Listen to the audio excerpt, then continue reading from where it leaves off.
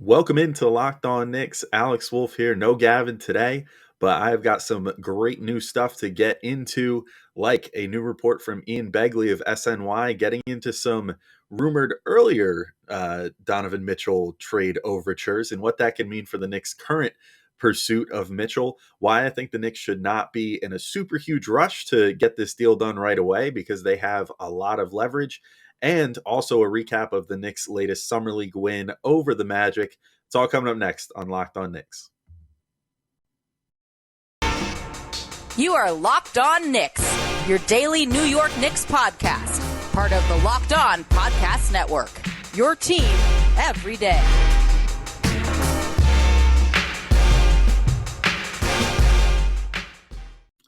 All right, welcome in to Locked On Knicks. I want to thank you guys for making Locked On Knicks your first listen today and every day, whether you're checking us out on your favorite podcast platform or taking in the sights and sounds on YouTube. We appreciate you guys making us a part of your daily routine.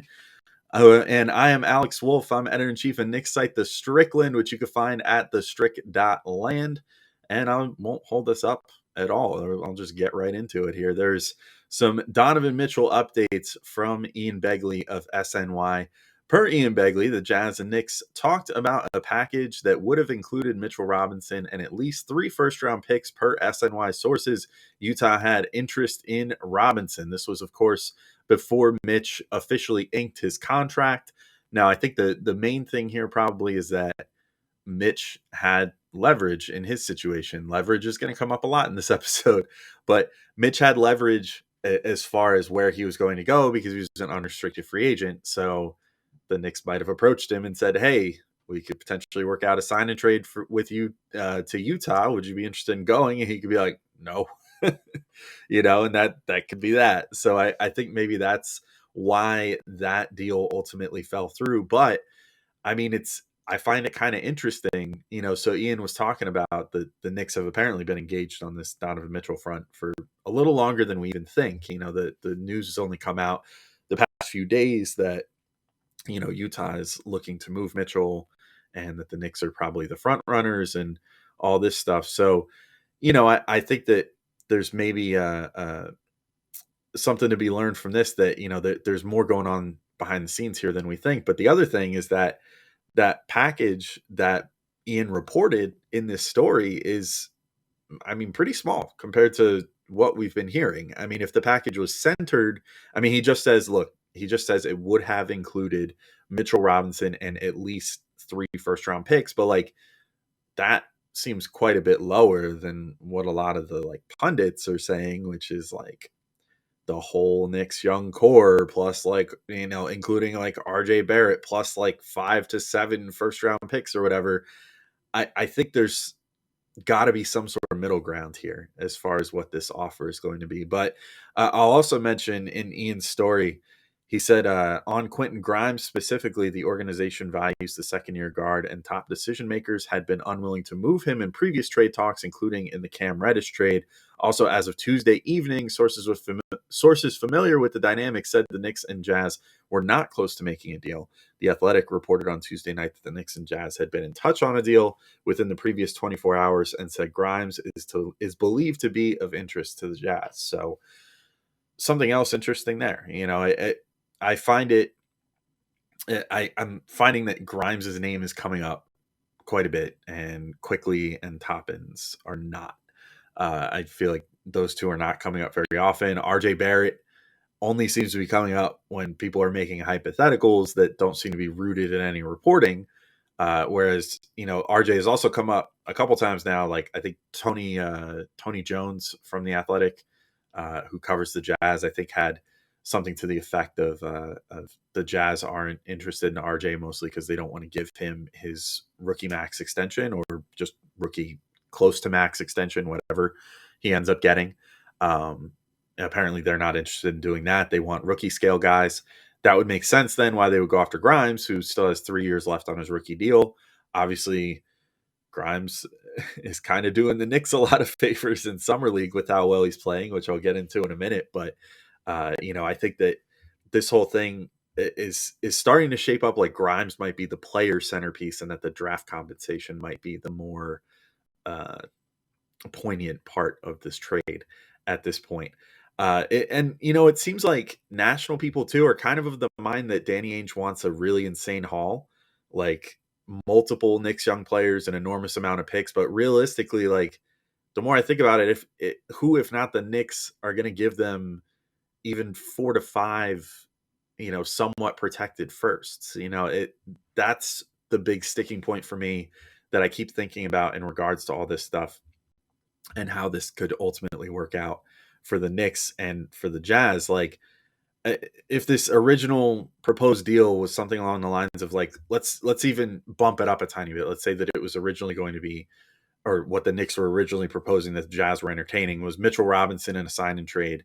We'll even say 3 to 4 first round picks, and I don't know, Cam Reddish, I guess maybe, or maybe Grimes would have been involved in that deal. I don't know what the deal would have been there, but let's say it's those guys, and then Evan Fournier or something to make salaries match. I don't know, but really, if that's the initial framework, then I don't know where these reports of the Knicks potentially having to give up like 7 or 8 first round picks have any merit, because I just can't see a world where any other team could really even that's actually interested in Donovan Mitchell could even really offer like half of that. So it doesn't really make sense to me. The Heat, they don't have that kind of draft capital. They have one outgoing first round pick still, no incoming first round picks, so they can only do I think their 2025 pick is the one that's traded, if I'm not mistaken. So they could trade like 2023 or 2027, or I think 2029. So they could get up to 3 first round picks, whereas the Knicks can very easily put together like 4 or 5 and not even really blink. So I don't really see a means for Miami to outbid them unless Utah was like super high on Tyler Hero, which I guess in the past Danny Ainge has had a thing for somewhat undersized scoring guards that don't really play defense. He was once, had Isaiah Thomas on his team as a big part, followed by Kyrie Irving, followed by Kemba Walker. So I guess maybe he does have a type, so maybe that would appeal to him, but I don't think that ultimately Miami could beat a Knicks offer if what the Jazz are looking for is draft compensation, which to me it seems like that's what their bigger concern is, especially based off the Rudy Gobert trade. So I guess we'll see, but I really wouldn't be surprised if when the dust settles, this deal ends up being something like Quentin Grimes, Cam Reddish, and like 4 to 5 firsts. My guess for what first they would be will probably be all the excess ones that the Knicks have. So the Dallas 2023 top 10 protected, the 2 Washington, Detroit heavily protected 2023 first, the top 4 protected Milwaukee 2025 first, and probably the Knicks' own 2023 pick unprotected, which obviously is a pretty valuable thing because 2023 figures to be a really great draft. So I don't know, but it just seems obvious to me at this point. Some people are getting info from the Knicks side, and some people are for sure getting info from the Jazz side, and that feels more like where all these crazy offers are coming from. I think that the real deal, if / when it happens, is going to slot in somewhere more along the lines of the Mitchell Robinson trade that Ian proposed and these huge offers. It's going to be somewhere in the middle. Like I don't think it's going to be quite so little as a Mitchell Robinson level player, which we'll say maybe is Quentin Grimes and like 3 first round picks, but it's not going to be quite so much as 8 first, like every possible available first round pick that the Knicks have to trade. Everything about Leon Rose says that he's probably not going to do that, and I will get into that in just a second. But first, I do have to let you guys know that today's episode is brought to you by BetOnline.net. BetOnline.net is your number one source for all your betting needs and sports info. Find all the latest sports developments, league reviews, and news, including Major League Baseball. And, All-Star game coming up. My boy Pete Alonso going for a home run derby title, so maybe go bet on that. BetOnline is your continued source for all your sports wagering information, including live betting, esports, and scores. And BetOnline.net remains the best spot for all your sports scores, podcasts, and news this season. BetOnline.net is the fastest and easiest way to check out on all your favorite sports and events, including MMA, boxing, and golf. And I'll tell you guys right now, they also have odds for Donovan Mitchell's next destination. And next team, if traded, the Knicks are currently sitting at a whopping 1-1. So with how much smoke there is, I get the feeling there is fire. So I guess, it's not the biggest odds ever, but if you want to just double your money real quick and have some money to throw down, maybe not a bad idea. Head over to betonline.net and see if you can place a bet there and bet on Donovan Mitchell making it to the Knicks. So head to the website today or use your mobile device to learn more about the trends in action. BetOnline, where the game starts. All right, and with that, I'm back talking Donovan Mitchell rumors. And honestly, how much more is there really to talk about until a trade would actually happen, or until some more concrete reporting starts coming out? But there was something I did kind of want to address, which is I keep seeing all these people, and this is like standard same old Knicks, LOL Knicks, whatever type stuff, but just being like, oh well, the Knicks have to get this deal done, and like they're gonna bid against themselves and put themselves against a wall, and this, that, the other. I'm like, I don't really see that happening. I just don't see a world where the Knicks really bid against themselves here, because I think Leon Rose has kind of shown to this point that he's pretty patient, pretty willing to say no to people, and like in general seems to have a good idea of what things cost to do in the NBA, and what certain players cost as far as trade packages go, how to be pretty shrewd in negotiations. So I don't know. I think the only way that this gets rushed along, and I see this as being extremely unlikely, would be if James Dolan decides to insert himself into this. But it has quite literally been almost 10 years since Dolan last meddled in something. I mean, it was probably 2013, in the 2013 to 14 season, I guess, when uh, they nixed the deal that could have brought Kyle Lowry to the Knicks. I think that was the last time that Dolan really like put his nose into Knicks affairs and kind of made his voice heard in the room. Other than that, I mean, ever since Phil Jackson, he's basically just left it to his GM to be the GM to this point. And so I don't really see a world where he's going to step in. And short of that, like, I don't know that, like, I think the Knicks B package might just be the best one that the Jazz can get. And I think that Leon Rose kind of knows that. We got to consider too, though, that like Leon Rose hasn't really blinked in trade negotiations to this point. Like, he got Derrick Rose for basically nothing. And I mean, Derrick Rose's value wasn't exactly high at that point. So I guess you could say, fine, he just paid whatever Derrick Rose was worth, the second round pick and Dennis Smith Jr. But then most of the other trades have just been kind of accumulating assets, stacking stuff up, trading, moving Ed Davis from one team to another and being the middleman in exchange for like 3 second round picks, like stuff like that, trading out of this year's draft and getting those protected first, which honestly, like I said, I was not, I'll stand by this. I was not super fond of that decision at the time. However, I'm happy to, say, all right, cool, that was a great move if they ultimately use 3 of those picks to like juice up and give like half fake first round picks in a trade for Donovan Mitchell, then sweet. But those have been sort of the moves that he's made, and he's had a few opportunities to potentially insert himself into bigger conversations for bigger players that maybe weren't perfect fits, and has not blinked and not acquiesced and done something rash just for the sake of doing it. DeJounte Murray comes up, for example, maybe a guy that the Knicks could have gotten for roughly the same package as what Atlanta got him for, but ultimately decided not to. And I agree with that decision. I really don't know if DeJounte Murray would have been a perfect fit for this team, especially not in a way that Mitchell would be, where Mitchell is more of a 3-level scorer, which is what the Knicks need. Murray, obviously great on the defensive end, but is, a guy that's only really good inside the 3-point line, which is so similar to some of the other guys on the Knicks. And, so despite being a first-time All-Star this year, despite being pretty young and everything else, Leon Rose said, no, we're good.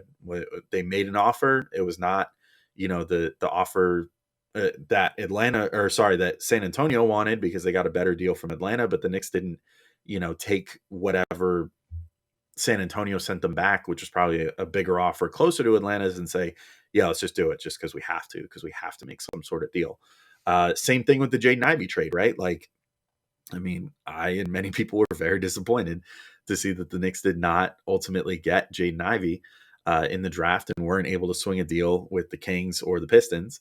But ultimately, Leon Rose said that deal is too steep for me. That is too rich for my blood. I'm not going to take it. I'm willing to walk away from this and walk away from a player that I very much want on my team. So, despite all the ties with Donovan Mitchell and everything else, I do think that there's a good chance that the Knicks will just keep telling Danny Ainge, like, no, the offer is the offer. We'll wait because we have no sense of urgency here. I mean, I would be with him if he said that to the Jazz. There's no reason for the Knicks to rush into this because they don't have the player that is trying to ask out right now. They don't have that situation where they're dealing with, a frustrated player that wants out and is in a situation that, look, no matter what the Jazz say, their initial line was, no, we're still trying to compete after the Rudy Gobert trade. We're going to try to keep building around Donovan Mitchell and this, that, the other.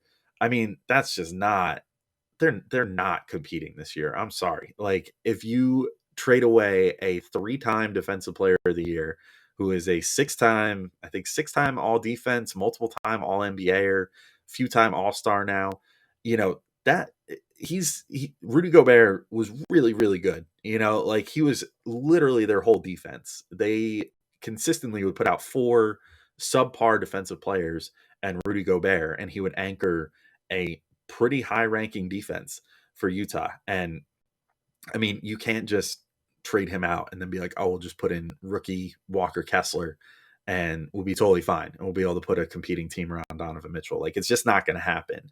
And so far, it seems like Mitchell has been pretty subdued as far as taking this public or whatever. I'm sure the reason that the Jazz now are starting to float it out there like, oh, yeah, we're looking for a trade for him is probably because Mitchell came to them privately and said, hey, I don't want to be here. Like, you guys are clearly trying to rebuild. I don't want to be here for a rebuild. I'd rather go somewhere else, preferably the Knicks, so I can be with Leon Rose, my old agent, and, play in my hometown and whatever.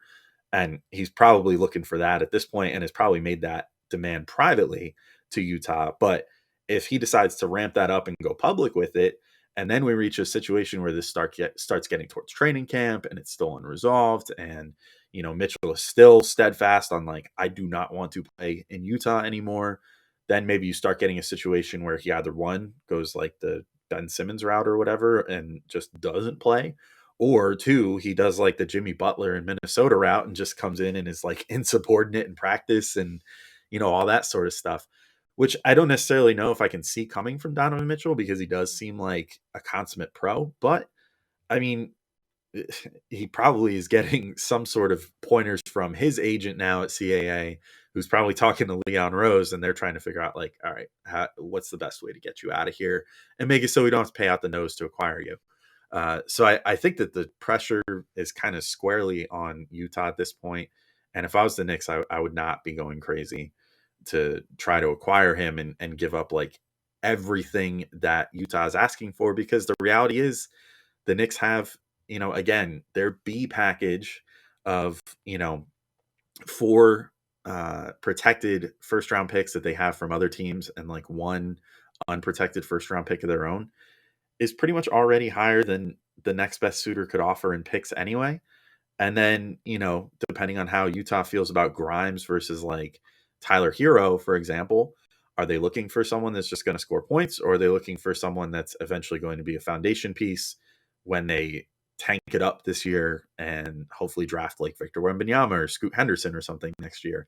That's the question. And I guess we'll get the answer to it soon enough. But speaking of Quentin Grimes, speaking of the Summer League Knicks, I do want to get into the Summer League Knicks. Now they won their 4th game, 102-89 over the Magic. They kept up with the tradition of like doing what I feel like I always do in NBA 2K, trying to like score as many points in a row at the beginning of the game as possible before letting the other team score. I think they got up to 11-0 again this time before Orlando scored. And Orlando put up a good fight. It sort of looked like the Portland game the other day, again, where, the Knicks got out to this big lead and looked like they were going to run away with it. And then ultimately Orlando started coming back and, they made things hard on the Knicks. but the Knicks ultimately just kind of found their better gear in this game and managed to pull away. I'll shout out who is it? Tommy Kuhs on Orlando had 25 points. I've never heard of this dude in my life. I don't know if I'll ever hear of him again, but 11 and 15 shooting, 3 of 5 from 3. I mean, he went freaking insane in this game. But as far as the Knicks are concerned, I don't really think there's too much left to say about Quentin Grimes and Jericho Sims. They're both really awesome. I don't know how much they even have left to prove at this level anymore, though. I am really enjoying that the Knicks are 3-1, and I think they still have one more game that has not been scheduled just yet, or if it has been, I haven't seen at the time of recording this. But they have one more like quote unquote regular season summer league game, and then I don't know what they're doing this year. If they're bringing the full on tournament back now that COVID is, the COVID restrictions aren't as crazy and whatever, or if they're just doing the top two teams face each other again. But I like the idea of them potentially playing for this summer league championship because it's something we've never gotten to see for the Knicks, and it would be fun. And I really like the kids on the team, so it would be cool to see them do that. But um, I if the Knicks ultimately decided to sit down Grimes and Jericho for the rest of summer league, I would not totally blame them. Like Grimes finishes this game with 23 points, 5 boards, 5 assists. Um, Jericho Sims 12 points, 10 boards, 5 of 5 shooting. I mean, they both did about as much as they've been doing in all the rest of the games in about the same amount of minutes. They don't really have anything left to prove here. Like they've pretty much graduated at this point. So if they want to keep playing, more power to them. But especially with this Donovan Mitchell trade potentially in the works, I wouldn't be surprised if the Knicks said, okay, Grimes, like maybe we're going to sit you down at least because you might be a centerpiece of a trade in a couple days or so. Deuce, though, I want to talk about Deuce McBride. I think he finally had a bit of a breakout. I've been saying for the last couple shows, he's been settling for pull-ups a little too much in recent games, but I think in this game he finally kind of got away from that a little bit. At least he ends with 23 points on 9 of 13 shooting, 5 rebounds, 5 assists for him as well. And I think that he just finally decided to start using his body more and getting inside and finishing through contact. He had one really nice finish in that way. I believe in the third quarter, if I'm not mistaken. But like, he's a former football player. You know what I mean? Like he used to play football. I've been a little surprised to see that he has the same sort of reluctance that we saw in IQ at first, because I actually think that Deuce came into the league more well built than IQ was and a little better equipped to get inside there. But I think there's a lot of similarities in what we're seeing happen with Deuce here in terms of what we had, going on with IQ, as far as like IQ would go to his floater to kind of save himself from getting all the way inside and having to take contact. Whereas Deuce, I think, goes to his pull-ups instead. And that's sort of his thing. So, I like seeing Deuce getting away from that a bit, and I hope that he continues to throughout the rest of the summer league. Just because I think that if he could figure that part of his game out, like he definitely has pull up shooting down, and he can shoot from 3 that way. He can shoot from mid range that way. If he could just work on getting inside, he could potentially turn into like a 3-level scorer. And his defense just consistently throughout his time in the NBA and in summer league has just done such a good job setting up the tone. So really, I feel like that's sort of the last thing that we need to see from him for him to start turning into a potential NBA rotation player. Gene Montero too, 5 of 7 shooting, couple decent takes going towards the hoop himself. My general read on him right now, though, is he's just at this moment kind of an undersized scoring guard who needs to show more consistency in the scoring aspect of it.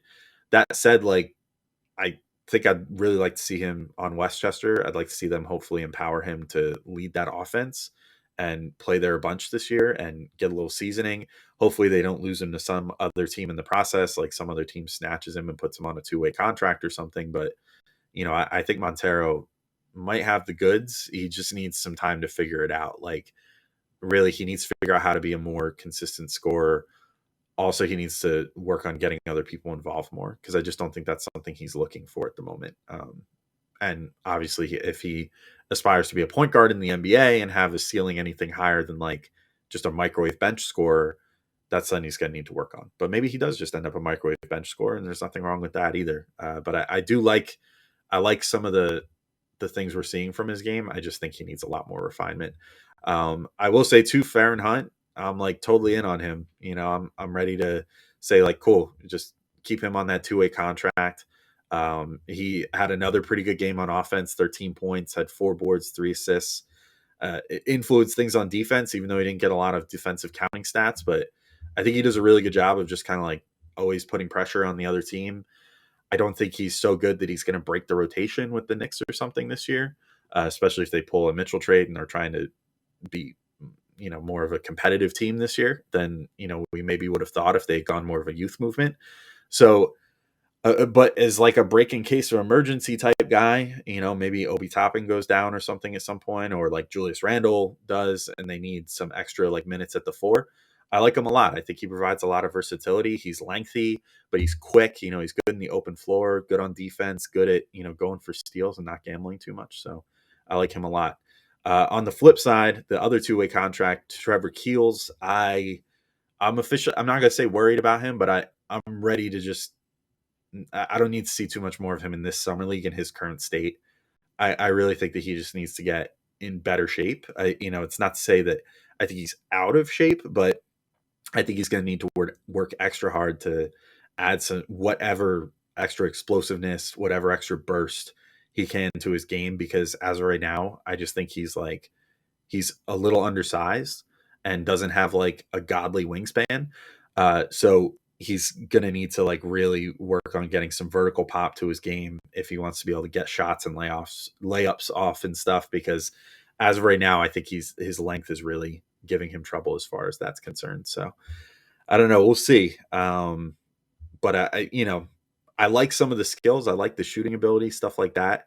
He just, I guess if he's not going to get super bouncy too, he's going to need to sort of do what RJ Barrett did and work on his footwork and stuff, but to like the nth degree around the rim and, make sure that he's going to be able to get shots off. Cause as of right now, it just seems like he doesn't have the length or the craft to make that happen. But again, he's only 18 years old right now. He's not going to turn 19 till next month. So he's got some time to figure that out, probably mostly in the G League this year. Anyway, I think that's it for this episode. Thank you all for listening. We'll be back with some more episodes next week, including maybe a crossover or two. We're going to try to get some Donovan Mitchell content, obviously, leading up to whenever this deal happens. So we'll, try to get you guys some good insights on him. But until next time, thank you all for listening, and we'll talk to you all soon. Peace.